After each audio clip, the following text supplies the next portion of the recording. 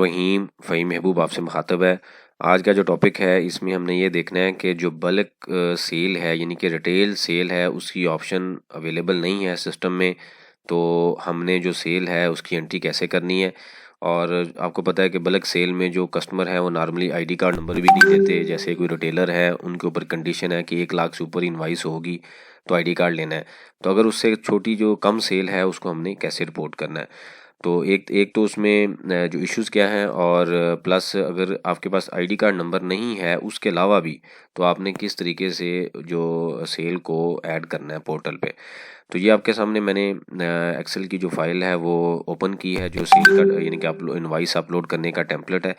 तो काफ़ी लोगों के मैसेज आ रहे हैं कमेंट्स में भी, और कुछ लोगों ने कॉल्स भी की हैं कि ये जो ऑप्शन है एचएस कोड की ये इनेबल नहीं हो रहा। तो एक चीज़ मैं यहाँ पे क्लियर करूँ कि कोशिश करें कि 2016 ऑनवर्ड जो एक्सेल है वो यूज़ करें।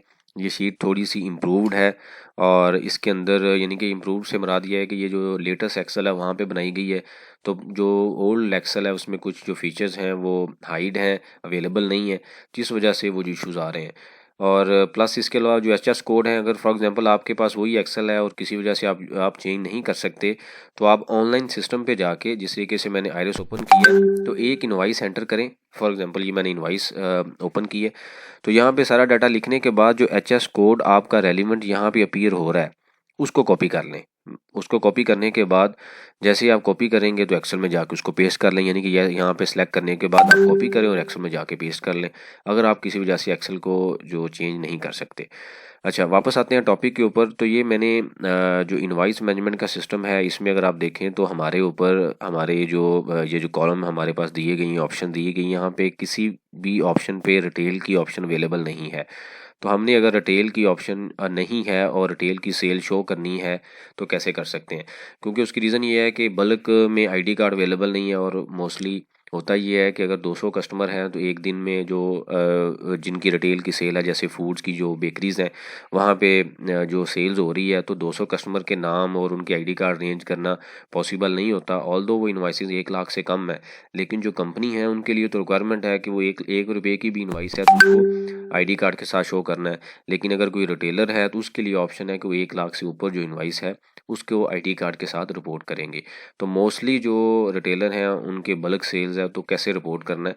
तो आपने करना क्या है, सिंपल ऑप्शन है कि ये मैंने एक्सेल की फ़ाइल जो डाउनलोड की हुई है वहाँ पे रजिस्ट्रेशन नंबर में सबसे पहले सैलरी का जो रजिस्ट्रेशन नंबर है, ये ओरिजिनल जो एनटीएन है वो इस तरीके से होता है डैश तक।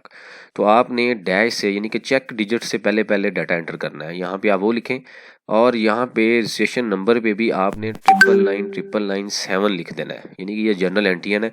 और रजिस्ट्रेशन नंबर है, अगर आप कंप्लीट एनटीएन देखें तो बनता है 99997-8, यानी कि 99997-8, ये इसका कंप्लीट एनटीएन है। तो ऑनलाइन अगर आप एंट्री करेंगे तो कुछ लोगों को इश्यूज़ ये आ रहे हैं, बल्कि अब तो सिस्टम भी ऑनलाइन कम एक्सेप्ट करता है और हमें ये एंट्री अलाउ नहीं करता, मतलब रजिस्ट्रेशन नंबर लिखने नहीं देता। ऑनलाइन भी हम लिख सकते हैं, लेकिन आपने डैश यानी कि चेक डिजिट से पहले पहले लिखना है।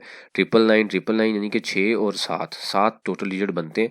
वैसे 9 है इंक्लूडिंग जो चेक डिजिट है, और आपने टोटल जो लिखने हैं वो लिखने हैं 7। 99997-8, यानी कि 7 तक लिखना है, डैश और 8 आगे उसको एंटर नहीं करना। ये करने के बाद ये फाइल आपके पास रेडी होगी। इसको वैलिडेट करें, सारा डाटा इन्फॉर्मेशन पुट करें। जैसे ही डाटा ये ग्रीन होगा तो इसका मतलब फाइल ग्रीन होती है, यहाँ पे वैलिडेट की तो इसका मतलब फाइल ओके है। और इसके बाद आप जो भी यहाँ पे रेलिवेंट पीरियड है वो सिलेक्ट कर लें। करने के बाद आपने सिंपल यहाँ पे रजिस्ट्रेशन नंबर लिखना है, और चाहे एक एंट्री कर लें, 20 कर लें, 10 कर लें, या कंबाइन कर लें। अब आपके लिए जो बल्क की एंट्री है वो हम उसको प्रोसेस करने के लिए हम ये फ़ाइल जैसे ही अपलोड करेंगे उसके बाद आपने सिंपल ये जो चूज़ फाइल है वहाँ पे आना है। और तो ये मैंने चूज़ फाइल पे क्लिक किया और ये टेम्पलेट है, इसको पहले हम बंद कर लेते हैं। और ये मैंने सेलेक्ट किया। जैसे ही मैंने सेलेक्ट किया उसके बाद मैं इंपोर्ट पे क्लिक करता हूँ। तो ये मैंने जब क्लिक किया तो ये डाटा इंपोर्टेड सक्सेसफुली। तो ये सामने आपकी इनवाइस है, यहाँ पे रजिस्ट्रेशन नंबर लिखा हुआ है। और अब हम क्या करेंगे, इसको क्लिक करेंगे और उसके बाद इसको वैलिडेट कर लेंगे। तो ये हम क्या करेंगे, इसको क्लिक करें और वैलिडेट पे क्लिक कर दें तो ये इनवाइस वैलिडेट हो गई है। तो इसका मतलब ये हुआ कि जो बल्क की एंट्री है सिस्टम अभी हमें अलाउ नहीं कर रहा, और पॉसिबल है कि वो अपडेट हो जाए। अगर नहीं होता तो इस तरीके से जो बल्क सेल की एंट्री है वो हमने उसकी एंट्री करनी है। अब उसके अगर आप कंबाइन करके एंट्री करें तो एक चीज़ याद रखें कि उसके पीछे डाटा अवेलेबल होना चाहिए कि कितनी टोटल इनवाइसेस हैं, उन सब का टोटल कितना है, और आपने एक इनवाइस उसको सिस्टम में एंट्री की है। और इससे पहले रिकन्सलेशन प्रॉपर बनाएं, क्योंकि ये करते हुए जब आप रिकन्सलेशन बनाएंगे तो जितनी सेल आपकी एक्सेल में या सॉफ्टवेयर में है वो रिटर्न के साथ मैच होनी चाहिए। इसके बाद जो अगला टॉपिक है उसमें हम डिस्कस करेंगे कि जो क्रेडिट नोट है, यानी कि उसकी जो इनवाइस ओरिजिनल इनवाइस हमें अलाउ नहीं करने दी जा रही कि ओरिजिनल इनवाइस के अगेंस्ट आप क्रेडिट नोट एंटर करें, उसकी क्या रीज़न है, ये सिस्टम किस तरीके से बैकएंड पे वर्क कर रहा है, और प्लानिंग क्या है, फ्यूचर की स्ट्रेटजी क्या है, किस तरीके से हमने जो इनपुट है लॉस है उसको मैनेज करना है। इससे रिलेटेड कोई क्वेश्चन हो तो कमेंट्स बॉक्स में मेंशन करें, मैं कोशिश करता हूँ कि उसका रिप्लाई भेजूँ। और दूसरी जो चीज़ है वो ये है, दूसरी चीज़ ये है कि मैं आप सबसे ये रिक्वेस्ट करता हूँ कि अगर आपका जो रेलिवेंट क्वेश्चन हो पहले उसको कमेंट्स बॉक्स में मेंशन किया करें। मैं कोशिश करता हूँ कि सबको रिप्लाई करता हूँ, और आप हिस्ट्री भी देखें तो मैं तकरीबन हर एक इंडिविजुअल क्वेश्चन का आंसर दे रहा हूँ।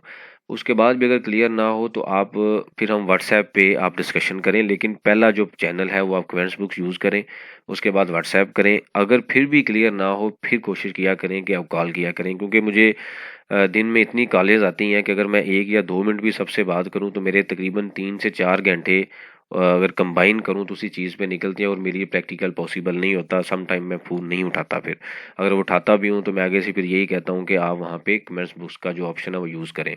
अब दूसरी जो एग्जांपल है ये आपके सामने व्हाट्सएप है, अगर आप देखें तो इसमें नंबर ऑफ़ मैसेज हैं जो मेरे लिए पॉसिबल नहीं होते कि मैं इसमें रिप्लाई कर सकूं, या फिर सामने अब बेशुमार जो मैसेज आए हुए हैं।